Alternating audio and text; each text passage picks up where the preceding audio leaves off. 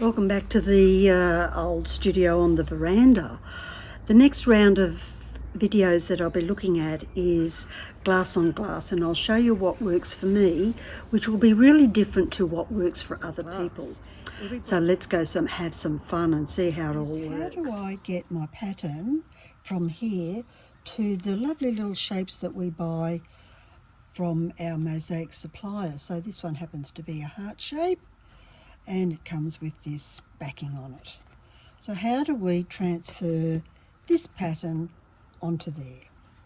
Because the first thing you need to do is flip it and reverse it for this particular method of how I would do it. Otherwise you can just peel off the back, pop it on here and see through. The big challenge with these glass on glass things is keeping everything meticulously clean. The last thing you want to see through your glass is a great big fat dog hair or something like that. So keeping it really super clean. So I've reversed this one and put a rough idea of a pattern that I want on here, ready to trace it.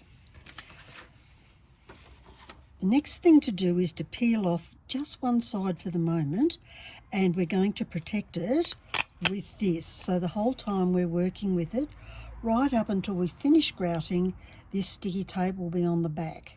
You could use contact or whatever it is that you want to use to create a layer. I'm just using cheap packing tape. So we peel this off. Hopefully it'll come off in one piece.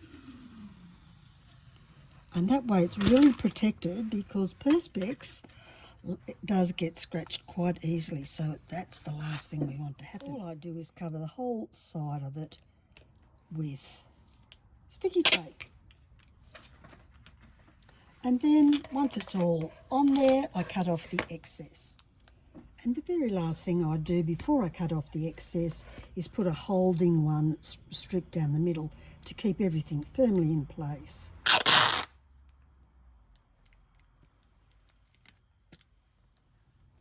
So it's all taped up now. Just remember where all the air bubbles are, because when we start looking at glass on glass, we may, some of us may, obsess about bubbles.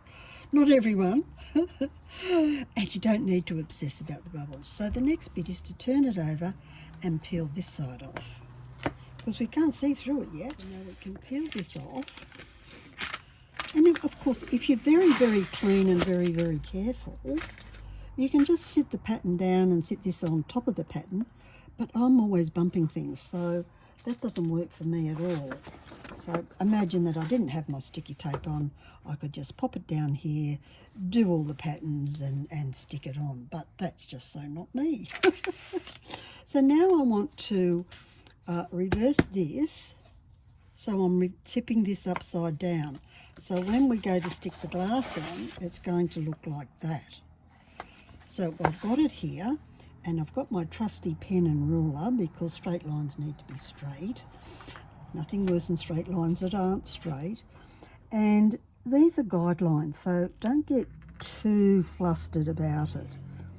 You will still have your pattern separate, and cutting your glass and getting ready to stick it on when you're ready to do that. With this pattern, I've also made sure that the intersecting lines make room for the holes, so I don't have to worry about drilling holes in any of my glass. I can just cut it. So you could go for a simple starburst, or sunburst I should say. Good morning sunshine. And this line down here is going to go straight across the hole. And it's just a matter of either nipping off the corners or grinding the corners away or rubbing them away. So I'll continue on with this, and I won't bore you like mad while you watch me trace. So that's ready. If you wanted to, let me move that. Oh, you can't even see it. But you get the idea. It's very, very simple. But I want these other lines through it to add a bit of interest. And these will also help with the holes that we have here, where they intersect. So I'm going to do another heart shape on the inside. just to create extra bits of interest, which can be different colours. Of course, you can make it however you want, and use whatever colours you want. So we have another inside heart.